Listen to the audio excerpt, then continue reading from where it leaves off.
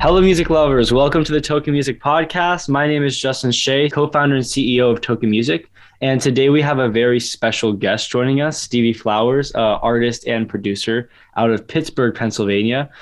Stevie, how about you take it away and give us a little introduction? Hey, what's up, y'all? Thanks to Justin for having me on here. This is something special. Like Justin had mentioned, from Pittsburgh, been making music for probably like half a decade now. And we're putting some songs out in the last couple years, and we're going to get this rolling, and we'll see what comes of it. Should be Yeah. great. Yeah. And this year has been pretty amazing for you. You've dropped some songs. How about you give us a little just background on who you are as an artist, what genres you tap into, and yeah. Yeah, for sure. Well, it all started with Guitar Hero 2 back in the day, like so many people. And then I started to realize that I could find songs on my own. I feel like that was just a big list of great music that I was like, whoa, I could go do research myself. And then fell in love with the Beatles and just the idea of like songwriting and just catchiness. I feel like that's where I get a subconscious uh, catchiness from the Beatles. And then so classic rock just was all through my house. My dad was an artist originally. Very talented with a pencil and watercolor, and so he was always painting and drawing, and then had a big sound system. He'd be spinning his greatest hits CDs, and so I learned a lot of great music like the Fleetwood Mac and U2 and Bob Marley and all this kind of stuff, and always loved music. And then got to high school, had some music tech classes, and was making beats, and people were like, wow, this kid's actually not trash. And then I downloaded Fruity Loops, and just started tinkering with there, and almost went to school for music, but I was like, you know what, I want to kind of do this on my own. Was kind of worried that it was going to like develop my sound in a way that I didn't want. I kind of wanted to be able to do it in a vacuum, so to speak, and just closeted myself for making beats every Yeah. weekend through college, and that's been my love ever since. And then I had a couple song ideas on some of my beats, and I was like, you know what, I got to pull the trigger on this. And Stevie Flowers was born, and we're off to the races. And here we are. I got my first couple songs came out in 2021, and then we got two coming out, or that came out this year. Yep. Satellite Baby and Crazy, and then we have a whole mess of them waiting for you. Yeah. And if you guys want a little snippet, not coming today, but Circles will be dropping soon. That'll be pretty exciting. Yes. Yeah, we've been expecting that one for a while. That one's gonna be dropping on Tokn Music actually. And yeah, I mean your style of music is fluorescent, kind of going with that flower theme. Yeah. And it's vibey, and I want to know more about the components to your success as an artist or as an independent artist that you've kind of inhabited in your career. So what have you done to foster success as an artist? I think it all starts with a belief in yourself. That's kind of what had to happen before I took the leap of faith to even like sing on a track and put it out. So it starts with that. And then it was, just practicing my instruments and learning the language that it takes to communicate the ideas that the universe blesses me with, and putting them out from there. And,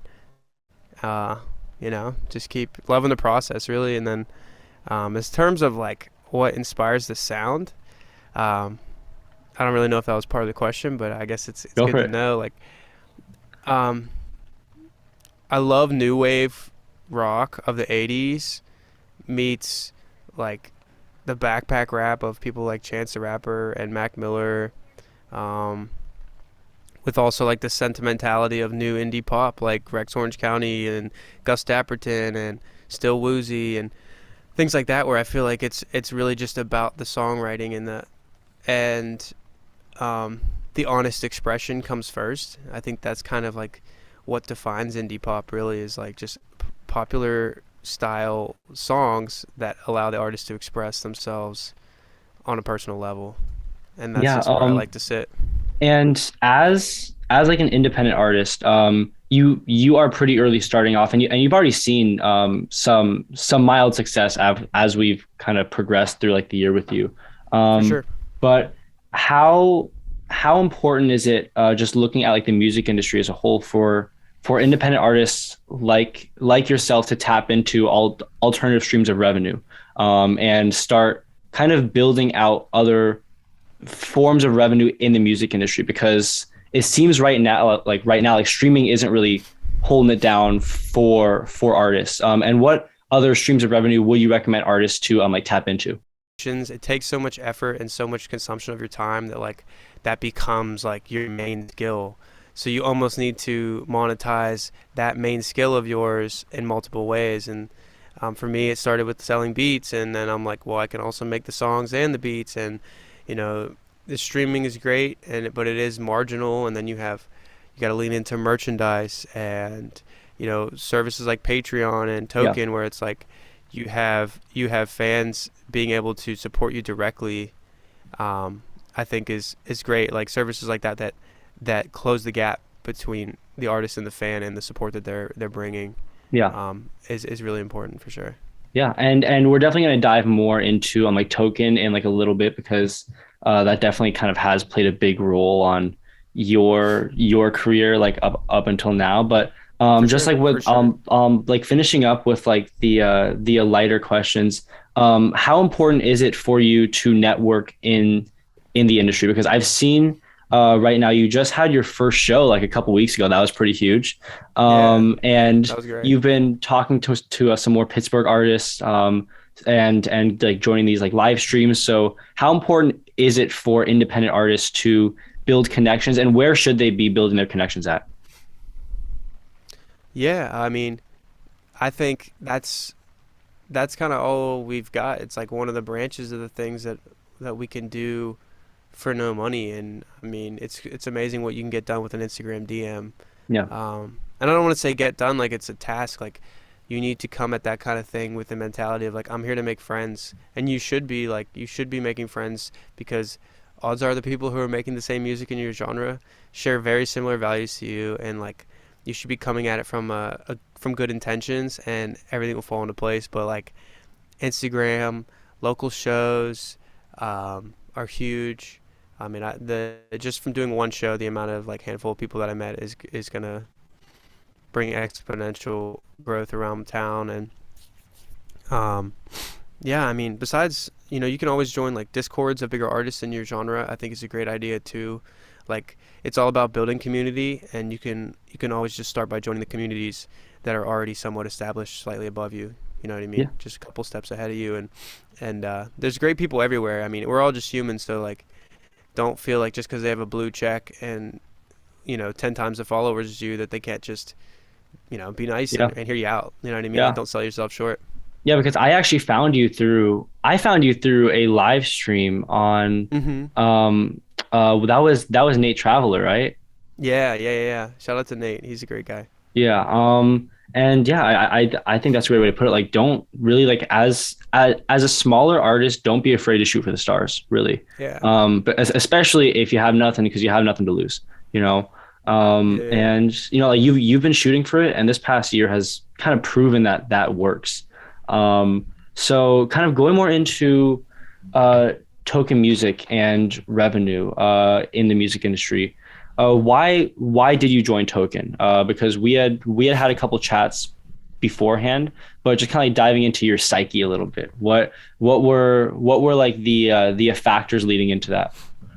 Um, well, I mean, to be honest, I feel like it started with the cosign through Nate. I mean, um, just the fact that he was familiar with you is awesome, and that was like, okay, he's talking to Nate, and I look up to Nate and where he's at and the effort he puts into things. So I was like, I'm definitely gonna hear this man out, and you've grown to be a fast friend of mine, especially in this music space. Like you do business with people you trust, and so now it's not Yeah. even a business. Like we're just friends, and Token in and of itself, like I said earlier, is like one of those services that allows you to close the gap between you know the support that the fans are bringing you and your success. So you're allowing people to invest directly into your successes, I think is such a cool concept. And I mean, um, you know, the lack of effort that I was putting in towards that kind of stuff was unfortunate until we met. So I feel like, just the mindset that you guys have at Token towards that stuff. I was like, yeah, I should definitely Yeah. be in that ring for sure. Yeah, and to anyone that's not familiar with what we're doing or what we are kind of building in the music industry, the easiest way to put it is an investment platform. So we're building something like Robinhood, where your fans can purchase shares of a song. And if you're an artist, you would come to us and distribute the song directly through us. And then we collect the royalties just like a DistroKid or a TuneCore, and then reallocate them back to you. But then we also reallocate them back to the investors that bought into your song. And Stevie, you actually recently just sold a token. I think that was a couple months ago. You just had your first token sale, and that was four Yeah. circles, and it sold out. You got $1,000, and it's at the fixed price right now. Hmm. How was it to kind of monetize your work like that, in terms of like your art and in the music career? And how have you used that $1,000? Like, how have you reinvested it? Have you reinvested? I know we've already had these conversations, but kind of telling everyone Yeah. else. Yeah, hell yeah. I mean, I think they should be in on it. Um, I mean, it feels great. I mean, that's as terms, like I said, I started with the beat sales and like I have seen some decent profit from that in the past, but to see, direct financial gain from a song that I made is incredible. Especially considering I produced it myself, like in terms of my ego, it feels great. um, but it's awesome to to see it come to fruition. And like I said, just having like direct support on a song of mine is incredible. And in terms of like what I did with that money, I went out and bought. I mean, still some of it is sitting aside for a rainy day, but I went out and bought a new bass guitar, which I never had a bass guitar up to this point, and Yep. that has definitely elevated my sound. Like the handful of things that I've got to produce with it now are like it's amazing what the live bass is what I needed for years, and it's definitely gonna elevate everything from here on out. So that's a blessing. Yeah, and that bass is on circles too, right? I think that was like a Yeah, part. Yeah, that'll be. yeah, I'm just really plugging that song. It's really good. When that goes out, we're gonna go hard into promoting it. But yeah, we're kind of just like moving forward from that. Where do you see the future of the music industry headed in terms of artists being able to monetize their work and monetize their success? yeah. I mean, I think it's unfortunately and fortunately, it's like it's a double-edged sword because I feel like music, especially with platforms like TikTok, are like it's making it a fast fashion kind of thing. Like Yeah, the music industry is becoming this like, uh, you know, this commodity because everyone can create music of super high quality yeah, in their bedroom. And um, in terms of the art itself, I really feel like you're gonna have the stuff like the Drakes and the Jack Harlow and the Taylor Swifts and the Doja Cat, where it's like they're making great quality music, but it's like it has such a budget that it's being pushed, and it's not this bad, but it's like it's commodity. But then you're gonna have artists that are just in the depths of their bedroom pouring their fucking heart yeah. out, and that stuff is gonna reign true too because in juxtaposition to all the commodity music, It like feels real. yeah, like that's why I feel like artists like Frank Ocean just shine so bright every 4 years or however long it's been since he's made a project is That's been a minute. right. So it's like stuff like that is just makes the art shine because it's real. And I think as a whole culture, like just the reality of like the human condition is going to become a bigger part of our art as we continue to move away from it. We're going to rebound to it.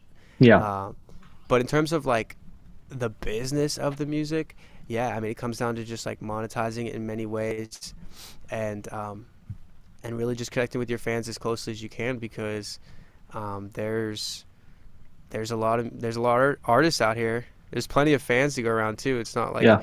it's there's no scarcity mindset here. That we got no room for that. Um, but you gotta go out and get the bounty for sure. Yeah, yeah, and it's a challenge, but I think it's one that independent artists really should try and tackle because it's like being an independent artist is difficult. Yeah. It's not easy, but I mean it's art. I mean art has always been difficult, and at Token, obviously, our goal is to monetize this art because technology is finally starting to get a point where it is accessible and like actually realistic to like accomplish that goal. Hmm. And yeah, now it's just about executing it. And Stevie, we are closing off, but I have one final question for you before we finish off. Do it. And we're asking this to all the artists that we bring on. If you could invest in one artist right now, big or small, who would it be? If I can invest in one artist right now, big or small, who would it be? Damn, that is so tough, dude. I'm gonna have to give it. I'm gonna have to give it to Dev Lemons Oh, yeah, because because I really see how hyperpop is about to explode, yeah, and I don't know if anyone's privy to this, but like big companies love to monetize youth culture, and hyperpop is yeah. at the brink of that. It is at the core And youth culture. she is just she's just got it all covered. Like she knows how to do the serious content. She's just a machine. Like she can relate to you just by Yeah. being herself. And the music is on the brink of is right on the edge of like the evolution of modern day music. And I think she's gonna be a top, especially a woman. Yeah. Like I would put my money on Dev Lemons for sure. Yeah, I love to see what she's doing too. Just in even in like the media space. I mean, she is absolutely killing it. Like she's doing an Yeah, amazing job. Um, exactly.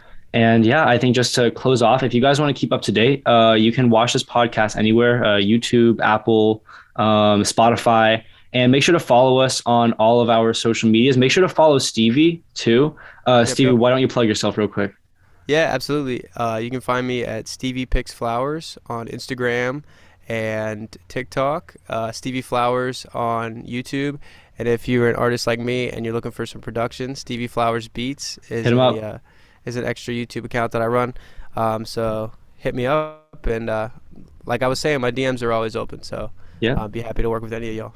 Yep. And by the time this podcast is out, our platform will be launched, and Stevie's Flowers song Circles will.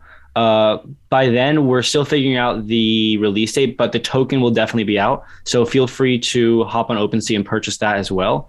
And yeah, I think that'll close it off for today. Everyone, have a great rest of your day. Stevie, thank you for joining, Thanks for and having me. we will see you all later.